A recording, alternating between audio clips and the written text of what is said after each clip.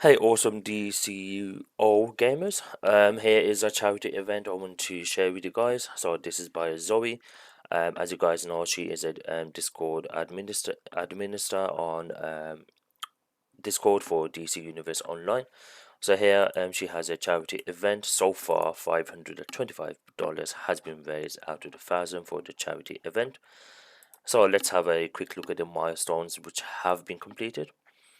So here, healing elite duo without glasses, healing elite alert without glasses, then healing any elite raid, cosplay stream, or we color my hair blue, silver medal, and the next upcoming one is running the new elite duo without any glasses.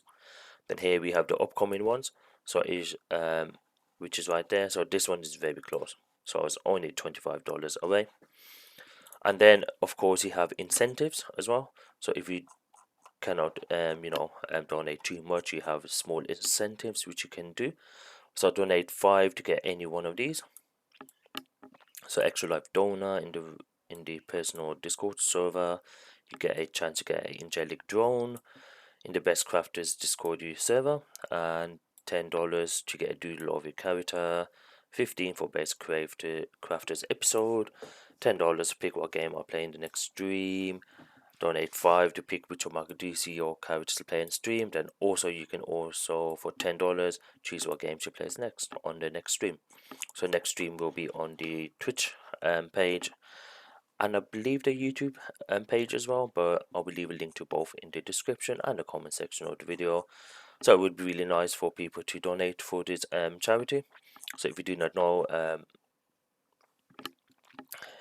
here's some background on Extra Life's charity. So just watch the video, and that is all for the video, guys. Thank you for watching, and as always, please like, comment, and subscribe.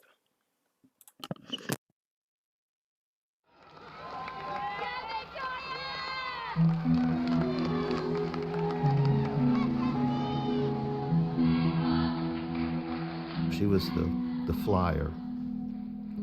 She's the one that they would, get and throw into the air. She was this cute, petite, tiny little girl with just a head full of long blonde hair. She wasn't afraid of heights. In fact, she wasn't really afraid of anything.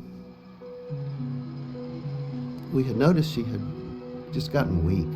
I said, "What's the matter with you?" I said, "You're a tumbler. You can tumble and do backflips." It progressed from that to she fainted a couple times. So I took her into the doctor the next day, and they immediately sent us to Texas Children's Hospital.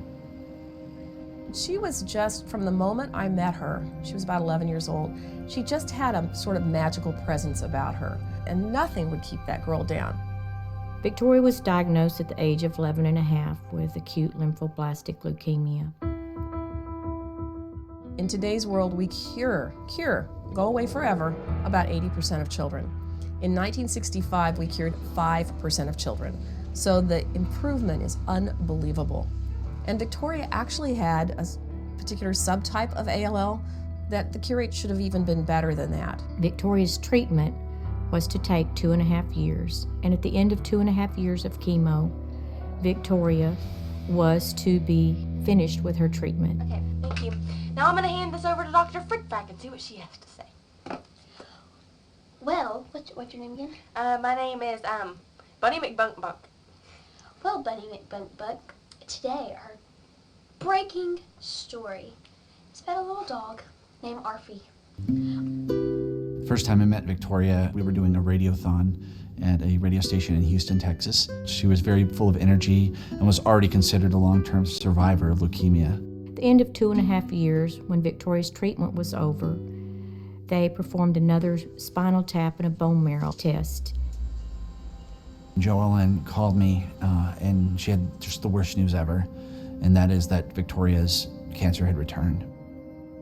Victoria at that time decided she was going to fight and entered the hospital for what would turn out to be an extremely long stay.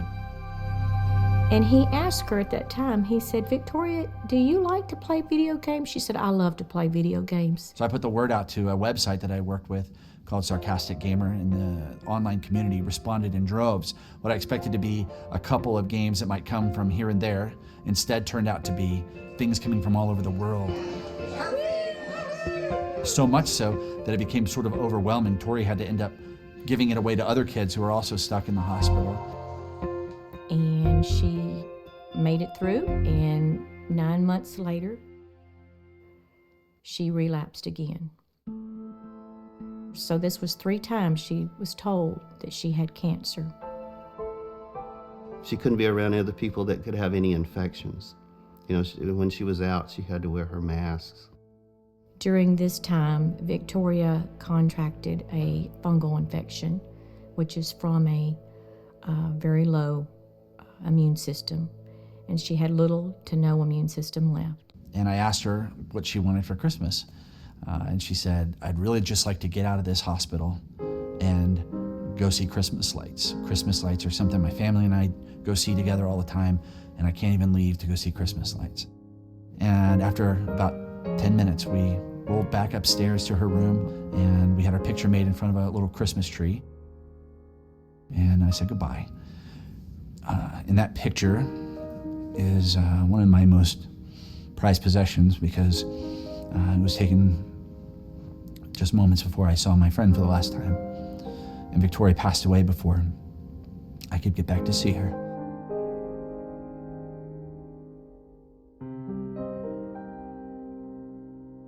Victoria passed away on January 21st, 2008, after a 4-year battle with leukemia, failed bone marrow transplants, and fungal infections. It was as a result of Tori's death, sitting at her funeral, that I made up my mind that I needed to be doing this, not just a couple days a year with a radiothon, that I needed to be doing this with my life. Doc wanted to do something special for Victoria, in memory of Victoria. And he came up with a fundraiser called Extra Life. And this fundraiser would be for the gaming community. It just occurred to me that gamers should be able to do the things they love to help sick and injured kids as well. And so Extra Life was born. 1,200 gamers showed up on October 15th in 2008. With this year's Extra Life Gaming Marathon, we're helping save kids' lives. You don't even have to be a crime-fighting superhero. Each and every year afterwards, it continued to grow. Gamers responded by being able to game for their local hospitals. We've grown since 2010 from a small group of over 4,000 gamers to a massive movement comprised of over 50,000 gamers who helped raise over $6.1 million in 2014 alone. Video games are like the #1 form of entertainment on planet Earth, have been now for quite a while. Anyone could be involved in Extra Life. Gamers aren't that pale kid in mom and dad's basement. They're mom and dads, they're aunts and uncles. A young child to an older adult to a grandparent. You can take all that fun of playing games for 24 hours and reach out to your friends and bring them to your environment. Or if you want to play a board game, a card game. The funds that Extra Lifers raise can go to a variety of purposes in the local area at the local hospital. So maybe your extra $20 or your extra $50 goes to curing 87% of children with leukemia. It might buy an isolette for a baby that is born the size of a cell phone and has to fight for its life. I can guarantee you that money goes directly back to these children to keep this from happening again to someone else's child. Getting involved with Extra Life is really simple. You just have to go to the website at extra-life.org, put in a few details in there, join a team if you'd like to, or create one. After that, it's as simple as fundraising with your friends and family. Let them know why you are doing this. They should know that the money you raise is going to stay local in your community. We never will truly lose Victoria because she will live for all of us through this.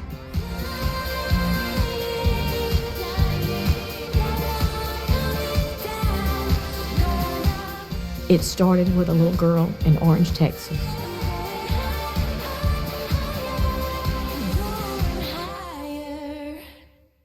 And I think that's all we have to say for today. All we have to say today, so we'll see See you you tomorrow later at on news at whatever time it is. at Victoria's house.